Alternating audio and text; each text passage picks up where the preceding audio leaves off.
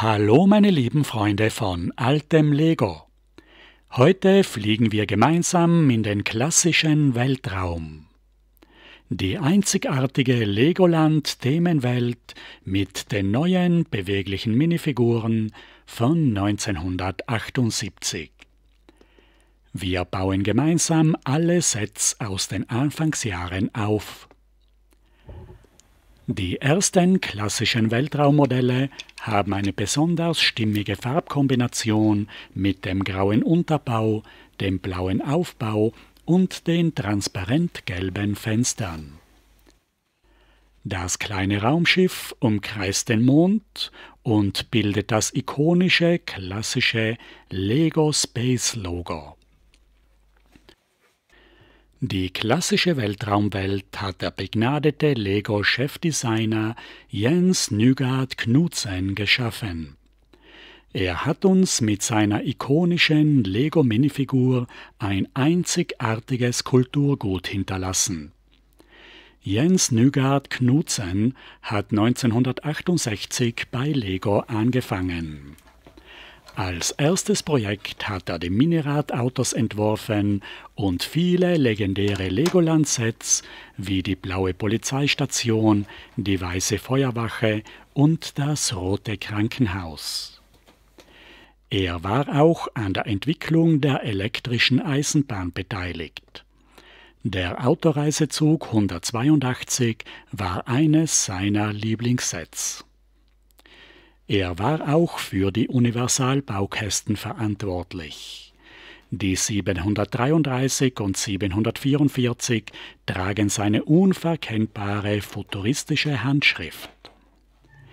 Er war der Erfinder der Minifigur, die 1978 schon technisch vollkommen ausgereift auf den Markt gekommen ist und bis heute äußerlich absolut unverändert geblieben ist. Er hat schon 1973 die Raketenabschussrampe und 1975 die Mondlandung entworfen. Der Weltraum war Knudsens Lieblingsthema. Der Weltraum war die erste, neue, vollkommen auf Minifiguren aufgebaute Themenwelt. Sie war schon 1976 vollkommen fertig entwickelt. Die Marketingstrategie von Lego war es, die starke Weltraumreihe als Höhepunkt noch zurückzuhalten und erst ein Jahr nach der Einführung der Minifiguren auf der Nürnberger Spielwarenmesse 1979 als große Überraschung und Neuigkeit zu präsentieren. Ein Mitarbeiter des Entwicklungsteams ist aber zu Hasbro gewechselt und hat für die Klemmbausteinmarke Tente ein Weltraumthema entwickelt. Um den Vorsprung zu halten, musste Lego früher als geplant schon im Herbst 1978 4 Weltraumsets in den USA auf den Markt bringen. Die ersten Lego-Astronauten gab es nur in Weiß und Rot. Sie sollten die Vertreter der damaligen Weltraumnationen USA und UdSSR symbolisieren bei friedlichen gemeinsamen Forschungsprojekten. Der Motorradhelm musste in der Stadt, bei den Rittern und im Weltraum funktionieren. Der alte Helm hatte noch einen schmalen Kinnbügel. Es waren bei den Astronauten auch transparente Helmvisiere und Frauenfiguren geplant, aber für die Umsetzung gab es damals noch zu wenig technische Möglichkeiten. Die ersten vorzeitig herausgebrachten Figuren hatten noch Aufkleber auf dem Oberkörper. Ab 1979 waren die Figuren mit dem typischen Goldmond-Logo bedruckt, das sehr schnell ausbleicht. Bei den roten Figuren bleibt die weiße Grundfarbe zurück, bei den weißen Figuren sieht man überhaupt nichts mehr. Erst 1982 kamen gelbe Astronauten dazu, die ohne Kontrast zwischen Gesicht und Helm sehr eintönig aussehen. Blaue und schwarze Astronauten kamen erst 1984 dazu. Es ist interessant, dass gerade der neueste blaue Astronaut im Lego Movie 2014 den Klassiker Benny spielte. Es kommen einzelne Astronauten mit Aufklebern vor, die ich nicht richtig zuordnen kann. Es wäre eigentlich logisch, wenn die vorläufigen ersten Ausgaben Aufkleber hatten, bevor endgültig auf Drucke umgestellt werden konnten. Laut Bricklink gab es aber bei den amerikanischen Sets keine Aufkleber, sondern nur bei der Kommandostation 926, bei der Raumfähre 918 und beim Zweisitzer 891. Zusätzlich taucht 1985 beim 6872 einmalig ein quadratischer transparenter Aufkleber bei einem gelben Astronauten auf. Die Sauerstoffflaschen wurden zwar für den Weltraum entwickelt, sind aber 1978 zuerst als Atemschutz bei der Feuerwehr herausgekommen.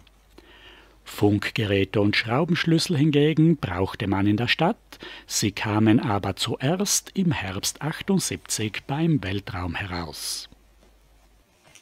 Im Weltraum gibt es viele neue Bauteile. Das Triebwerk und Seitenlaufwerk sind schon 1974 bei den Flugzeugen herausgekommen. 1981 gibt es neue Kufen. 1978 haben wir neue Tragflächen mit den Verbindungsecken in 2 verschiedenen Größen, links und rechts. Es gibt einen kleinen und einen großen Parabolspiegel, 1982 einen mittleren durchbrochenen.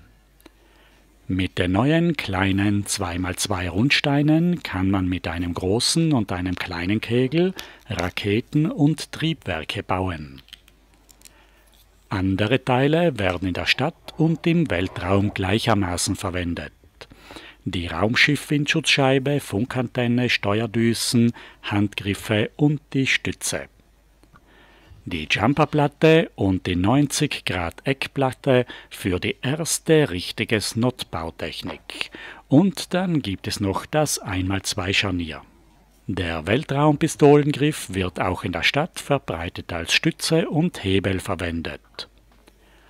Unter den Werkzeugen ist 1979 das transparente Rundschild eine einzigartige Besonderheit bei der mobilen Funkstation. Es wird erst 1984 wieder bei den Rittern verwendet. Für die Großfigurenarme von 1974 gibt es eine Zange und eine Schaufel. Der Weltraum ist eine Spielwelt, wo es nur Drucke gibt. Der einzige Aufkleber ist diese Flagge. Die Goldapplikationen vom Weltraumlogo bleichen auf den Bausteinen genauso aus wie am Oberkörper der Minifiguren. Sehr häufig sind die Pfeil- und Gittersteine die vielen kleinen Kontrollpaneele und in den Kontrollzentren gibt es die großen 6x5 Steine mit der Jahreszahl 2079. Die 3 ersten Raumschiffe haben die Artikelnummer als Luftfahrzeugskennzeichen auf einem 1x4 Stein. Genau derselbe Druck wird auch bei den amerikanischen Sets verwendet, obwohl diese unterschiedliche Artikelnummern auf den Packungen haben. Die Kraterplatten in der Größe einer Straße sind die ersten 3D-Grundplatten. Das Landekreuz gibt es nur beim Raumkreuzer und im Straßenplattenergänzungsset. Die Abzweigung ist überhaupt nur in diesem Ergänzungsset enthalten. In den vergangenen 20 Jahren war ich in meiner Sammlung mit diesen wenigen Weltraumsets vollkommen zufrieden. Der legendäre Raumkreuzer und die Raketenabschussrampe auf 3 Basisplatten in einem Schrankregal, gemeinsam mit einigen kleineren Sets zur Dekoration. Die restlichen Packungen von 1979 bis 1981 werden wir uns jetzt gemeinsam zusammenbauen. Ich habe 5 Jahre lang bei jeder Gelegenheit günstige Bauteile nach den Bricklink-Stücklisten zusammengesucht. Jetzt habe ich alles schön geordnet in diesen Sortierkästen aufbewahrt. Das ist für mich eine richtige Schatzkiste, wo ich alle Spezialteile für meine Sets finde. Alle transparenten Teile in Gelb, Grün und Blau, die bedruckten Teile und in dieser Kiste habe ich die restlichen Bauteile. Ich bin gespannt, ob wir darin alle finden, die wir brauchen. Die Bauanleitungen lade ich aus dem Internet herunter. Wir beginnen mit den ersten 4 Sets, die im Herbst 1978 zuerst nur in den USA herausgekommen sind. Sie haben eigene 400er Artikelnummern, aber der Inhalt ist genau derselbe wie bei den Standardsets. Jens Nygaard Knudsen hat schon 1973 die erste Legoland Raketenstartrampe 358 entwickelt. Mit einer großen, dicken Mondrakete, einem Kontrollgebäude und einem Servicefahrzeug. Die Startrampe kann man auf blauen Schienen verschieben. Außer der Fernsehantenne wurden noch ganz andere Bauteile verwendet. Die neue Rakete von 78 ist nur noch 2 Noppen schmal. Man könnte diese beiden Raketen zu einer mehrstufigen Rakete kombinieren. Die große Düse kann man als Übergangsstück zwischen den 4 Noppen breiten und 2 Noppen breiten Rundsteinen verwenden. Die Raketenabschussrampe habe ich als vollständiges Set auf einer Kraterplatte. Sie ist im Herbst 78 in den USA als Artikel 483 herausgekommen. Dasselbe Set gab es bei uns im März 79 als Artikel 920. Die großen Weltraumsets hatten eine Klappdeckelpackung, die Teile waren in den typischen kreisrunden Kunststofftassen. Auf der Kraterplatte steht ein Kontrollgebäude auf 4 Stützen aus Seitenleitwerken. Daneben gibt es eine Rampe für den Raketenstart mit einem Montageturm. Es gibt ein Mondauto mit einem Treibstoffanhänger und 3 Astronauten. Die Mondautos mit den freistehenden Kotflügeln haben graue Gasflaschen als Treibstofftanks auf einer Jumperplatte am Kühlergrill aufgehängt.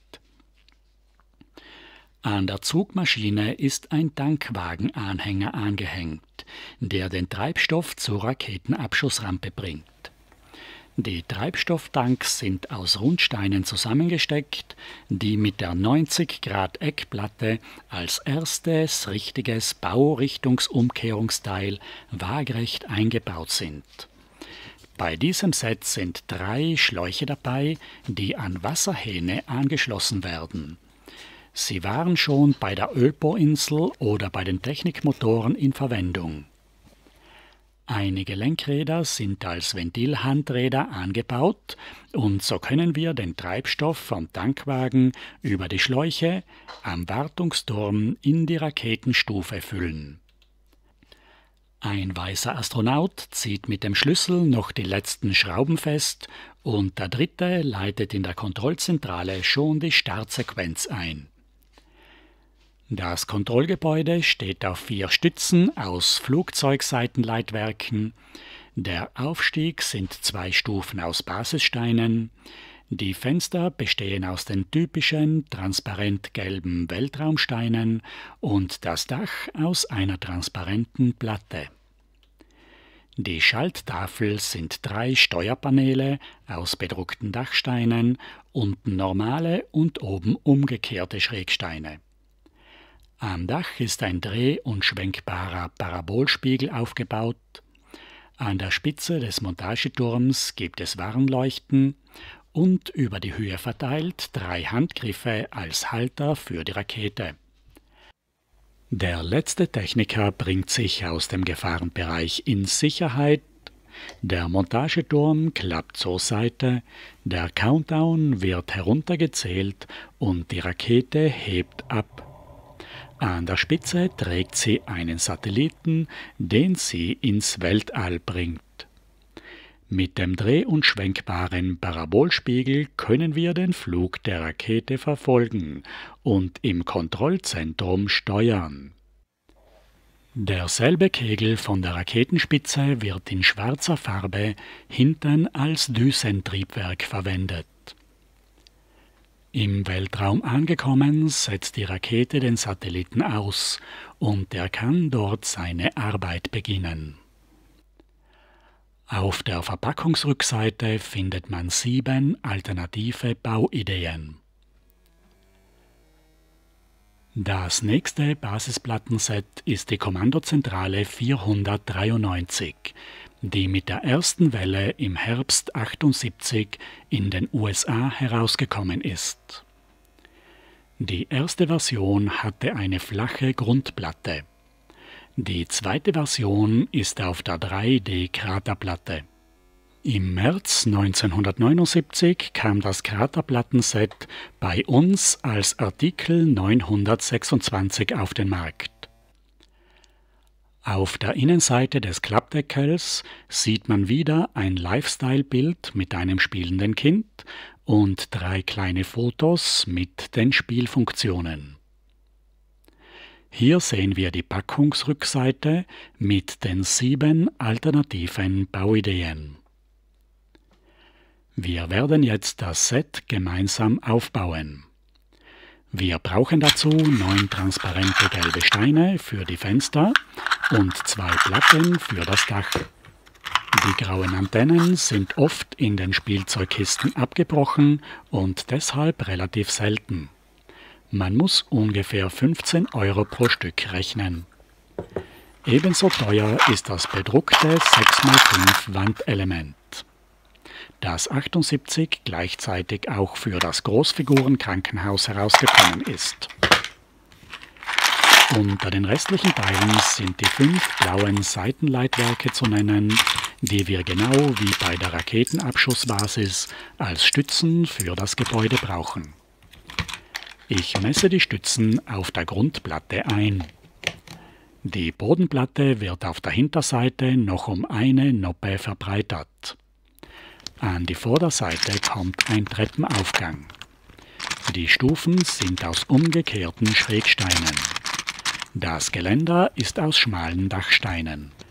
Jetzt können wir die Bodenplatte aufsetzen und vorsichtig auf allen Stützen festdrücken. An der Hinterseite wird der Boden um 2 1x8 Platten verbreitert. Die Stützen der Rückwand und der Mittelpfeiler ragen mit umgekehrten Schrägsteinen etwas über den Boden hinaus. Die erste Reihe der Rückwand ist aus breiten 2x3 Grundsteinen. Damit haben wir den Boden des Hauptgebäudes fertig, auf Stützen mit Stiegenaufgang. Die rechte Seitenwand ist die Abgrenzung zur Garage. Es kommt ein bedruckter Stein hinein mit einem nach unten zeigenden Pfeil. Auf der rechten Seite der Rückwand kommen 3 Dachsteine, die mit Schalttafeln bedruckt sind. Darüber bauen wir ein Fenster aus 3 transparenten 1x6 Steinen. Die breite Mittelsäule besteht wieder aus 2x3 Grundsteinen. In die linke Seitenwand kommt ein Fenster aus 3 transparent gelben Steinen. Die linke Rückwand besteht aus dem 6x5 Wandstein mit der einzigartigen Bedruckung, die es nur für dieses Set gibt. An die Arbeitsplätze kommen 2 futuristisch designte Drehsessel mit einer schmalen Lastwagen-Windschutzscheibe als Rückenlehne. Das ist eine interessante Lösung im Jahr 78. Die Autosessel sind ja erst 80 herausgekommen.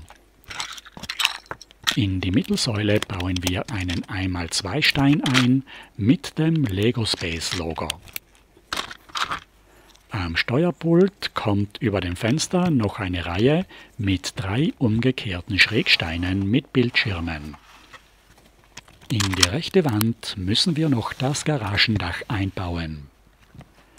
Die rechte Garagenwand kommt knapp an den Kraterrand. Das war der Grund, warum die ersten Sets keine Kraterplatte hatten. Wegen dem Krater kann man die halbe Garage nicht benutzen. Die Seitenwand besteht aus 2 Stützen aus 1x2 Steinen. In der Kommandozentrale bringen zwei 1x6 Platten die Wand auf die richtige Höhe. Und wir können jetzt die Garage mit einer 6x16 Platte abdecken. Für das transparent gelbe Dach der Kommandozentrale gibt es keine 6x16 Platte. Es ist aus zwei 6x8 Platten zusammengesetzt. Und auf der Vorderseite gibt es in der Mitte keine richtige Verbindung.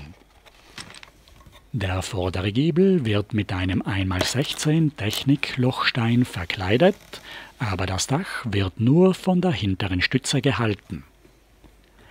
Eine der grauen Fernsehantennen kommt auf die Kommandozentrale, die zweite auf das Dach der Garage. Auf die rechte Seite des Daches kommt eine Funkantenne. Für das Garagendach bauen wir eine kleine Satellitenschüssel, die man nicht drehen kann, mit einem grünen Transparentstein als Empfänger. Die Mittelsäule der Kommandozentrale verlängern wir mit einem bedruckten Stein mit dem Lego Space Logo. Darauf kommt ein Drehteller, zwei Jumperplatten, ein Scharnierstein und eine 90 Grad Winkelplatte. Auf die Hinterseite des Parabolspiegels kommen zwei Handgriffe als Antennen. Auf die Vorderseite zwei 2x2 Rundsteine. Darauf setzen wir den großen Parabolspiegel. In die Mitte kommt als Empfänger ein Stützenelement hinein. Den großen Parabolspiegel kann man in alle Richtungen drehen und neigen. Damit ist das Gebäude jetzt fertig. Wir kommen zu den Fahrzeugen. Bei der Kommandozentrale sind zwei Fahrzeuge dabei. Ein kleines Mondauto ohne Kotflügel, mit den typischen Gasflaschen auf der Jumperplatte als Kühlergrill und hinten eine Funkantenne. Das zweite Mondauto hat freistehende Kotflügel. Auf der Ladefläche einen Drehteller mit einer Fernsehkamera aus einer Propellernarbe als Objektiv. Dahinter ein bedruckter Dachstein als Steuerung und zwei Handgriffe für den Astronauten. Das ganze Gebäude ist auf der Grundplatte nach vorne gerückt. Die hintere Hälfte der Grundplatte wird vom Kraterrand eingenommen, der auch in die Hälfte der Garage hineinreicht. Es sind insgesamt 4 Astronauten dabei, 2 für den Kontrollraum und 2 für die Fahrzeuge. Über die 2 Treppenstufen kann man in die Kommandozentrale hinaufgehen. Auf der rechten Seite sehen wir das große Steuerpult. Die Astronauten liegen bequem in ihren Lehnsesseln. Die Sauerstoffflaschen kann man auf eine Noppe an die Lehne hängen. Auf der linken Seite sehen wir im Hintergrund die große Bildschirmwand. Man sieht, wie ein Astronaut im Außenbordeinsatz im Orbit des Mondes einen Satelliten repariert. Die Ziffern am oberen Rand bedeuten Legoland 2079. Das heißt, dass der klassische Lego-Weltraum in einer fernen Zukunft spielt, genau 100 Jahre nach der offiziellen Markteinführung 1979. Der zweite weiße Astronaut steigt jetzt auf die drehbare Plattform von seinem Forschungsfahrzeug und kann mit dem optischen Vermessungsinstrument die Mondoberfläche vermessen. Nach der Arbeit kann der Astronaut von der Plattform heruntersteigen, setzt sich hinter das Lenkrad und parkt das Fahrzeug in die Garage hinein. Wegen dem Kraterrand hat das zweite Mondauto nicht mehr in der Garage Platz. Der zweite rote Astronaut fährt mit dem Mondauto auf der Rückseite der Kontrollstation über den Kraterrand. Es ist verblüffend, wie eine kleine Geländeformation schon ein so großes Spielvergnügen bereitet. In der Kommandozentrale werden alle Forschungstätigkeiten der Astronauten genau mitverfolgt und die Ergebnisse werden sofort mit der großen Satellitenschüssel zum Heimatplaneten übertragen. Die große Parabolantenne kann man in alle Richtungen drehen und schwenken. Die kleine auf dem Garagendach kann man nur nach vorne und nach oben kippen. Die Kommandozentrale ist das zweite Gebäudeset mit einer Grundplatte und passt gut zur Raketenstartrampe dazu.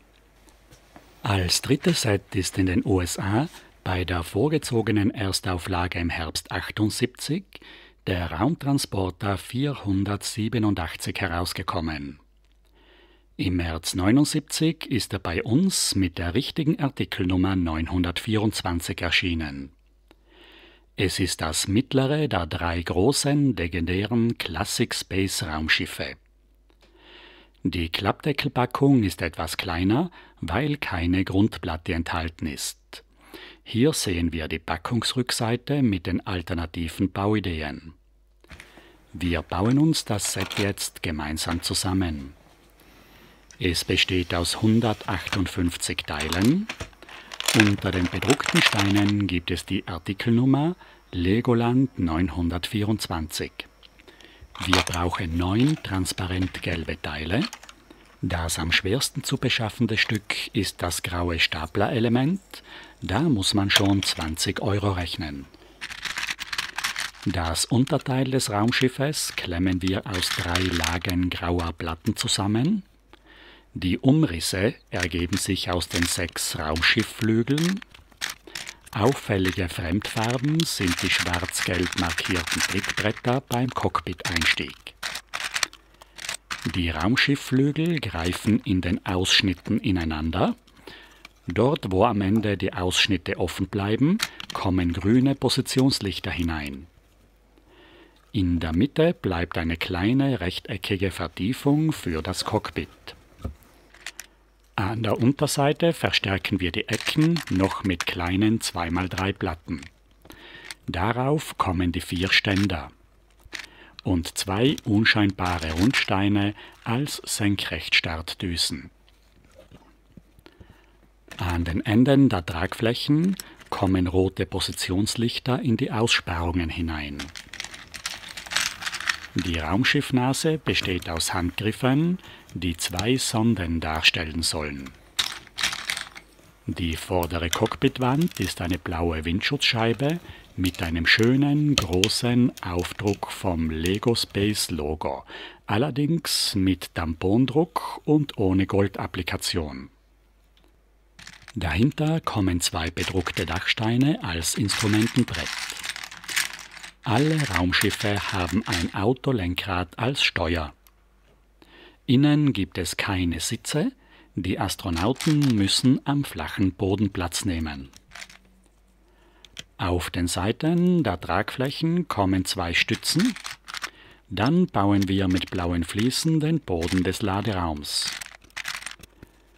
Links und rechts am Cockpit befindet sich die Zulassungsnummer des Raumschiffs, Legoland 924. Die Wände sind aus blauen Steinen aufgebaut.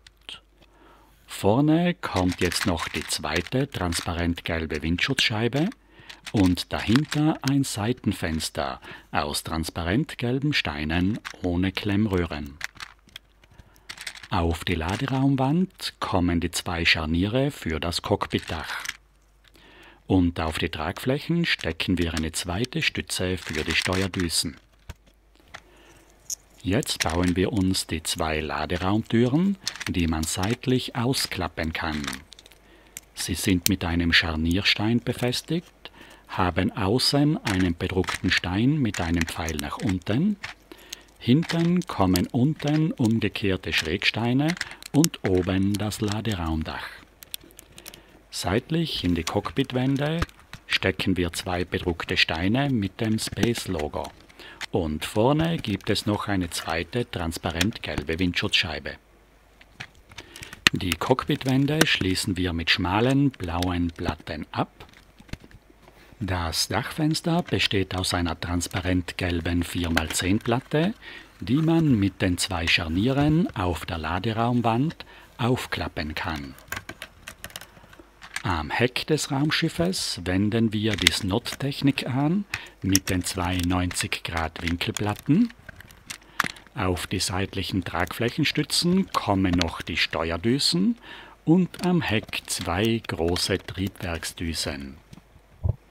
Auf das Dach stecken wir in der Mitte rechts eine Funkantenne und hinten, auf jeder Laderaumtür getrennt, ein blaues Seitenleitwerk mit einer 2x4 Platte als Höhenleitwerk, das in der Mitte mit einer 1x2 Fliese zusammengehalten wird. Jetzt ist der Raumtransporter fertig und wir können den Stapler zur Beladung bauen, der besonders einfach konstruiert ist. Ganz ohne Kotflügel, Führerhaus und Windschutzscheibe. Der Fahrer muss aber ganz hinten sitzen, damit der Stapler nicht Übergewicht bekommt. Es gibt noch einen weißen Container als Ladung mit 2 kleinen seitlichen Autotüren. Hier könnt ihr sehen, wie der Stapler ohne Fahrer Übergewicht bekommt und beladen nicht alleine stehen bleibt. Im weißen Container befindet sich ein transparent grüner Rundstein. Das könnte ein üblicher Energiekristall sein, wie er oft auf den Space-Pistolen steckt. Beim Raumtransporter sind 2 Astronauten dabei, ein roter Pilot mit Schraubenschlüssel und ein weißer Lagerarbeiter mit Strichcode-Lesepistole. Jetzt können wir unsere Mondstation mit dem Raumtransporter beliefern lassen. Die Steuerdüsen verleihen ihm wunderbare Kunstflugeigenschaften. Er zieht eine Schleife über der Station und setzt sanft auf der Mondoberfläche auf. Wir klappen das Dachfenster auf. Der Innenraum vom Cockpit ist sehr einfach gestaltet und es gibt, wie gesagt, keine Sitze. Die Astronauten klettern heraus. Das Trittbrett auf der Tragfläche ist gelb-schwarz gekennzeichnet. Der Pilot nimmt seinen Schraubenschlüssel in die Hand und kontrolliert das Raumschiff. Der weiße Arbeiter sitzt auf den Gabelstapler und fährt nach hinten zu den Laderaumtüren am Heck des Raumschiffes. Wir entriegeln die Türen mit der Fliese am Höhenleitwerk und klappen sie auseinander. Für die Ladung gibt es nur sehr wenig Platz und der Container blockiert gleichzeitig das Dachfenster. Erst wenn man ihn etwas herauszieht, kann man das Dachfenster ganz öffnen. Der Stapler hebt den weißen Container herunter. Auf beiden Seiten des Containers kann man eine weiße Tür aufklappen und den grünen Energiekristall herausnehmen, auf den der Mechaniker schon so lange gewartet hat. Zum Schluss machen wir die Laderaumtüren wieder zu und verriegeln sie mit der Fliese am Höhenleitwerk. Die mobile Raketenabschussrampe ist das 4. und kleinste Set, das im Herbst 78 in Amerika vorzeitig herausgekommen ist. Bei uns ist es im März 79 als 897 erschienen, in einer kleinen, verklebten Packung mit Aufhängelasche an der Oberseite. Hier sehen wir die Rückseite der Packung mit 4 alternativen Bauideen. Das Set besteht aus 56 Teilen und 2 Minifiguren. Es sind keine besonderen Teile enthalten. Die 2 grauen Seitenleitwerke liegen bei 50 Cent. Zuerst bauen wir das dreiachsige Fahrzeug. Die 2x4 Platte wird vorn und hinten verlängert. Genauso wie bei einem PKW gehört die Kugelgelenkkupplung an die Zugmaschine. Auf die Unterseite kommt ein Trittbrett. Über allen 3 Achsen ist ein freistehender Kotflügel. Auf die Ladefläche kommt ein Drehteller mit einem Winkelstein für den Antennenmast. Auf die Motorhaube stecken wir die Jumperplatte mit den Sauerstoffflaschen und dahinter das Lenkrad. Der Antennenmast hat an der Spitze einen Scharnierstein, auf dem seitlich eine kleine Parabolantenne befestigt ist. Der Empfänger ist ein transparent grüner Rundstein. Vor den Steuersitz kommt ein bedruckter Dachstein als Computerbildschirm. Der weiße Kommunikationstechniker sitzt an der drehbaren Antenne und der rote Fahrer mit Funkgerät setzt sich hinter das Steuer. Jetzt ist der Empfangswagen mit der drehbaren Parabolantenne fertig und wir bauen noch den Anhänger mit der Raketenstartrampe. Die 2x10-Platte wird wieder vorne und hinten verlängert. Das Kupplungsmaul kommt direkt auf die Achsplatte.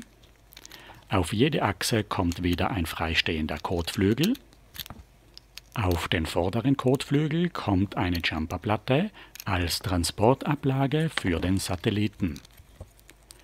Auf die Ladefläche des Anhängers stecken wir 2 gegenständige Seitenleitwerke als Stützen für die lange Scharnierplatte. Auf der Jumperplatte bauen wir noch den Satelliten fertig, der später als Nutzlast auf die Raketenspitze kommt. Und auf einer 90 Grad Winkelplatte bauen wir die Trägerrakete aus 8 Rundsteinen und 2 Kegeln. Die Rakete wird am Anhänger waagrecht transportiert. Zum Start wird sie mit dem Scharnier senkrecht aufgerichtet. An die Spitze der Rakete stecken wir den Satelliten, den wir vorne am Anhänger mitgeführt haben, und die Rakete ist jetzt startbereit.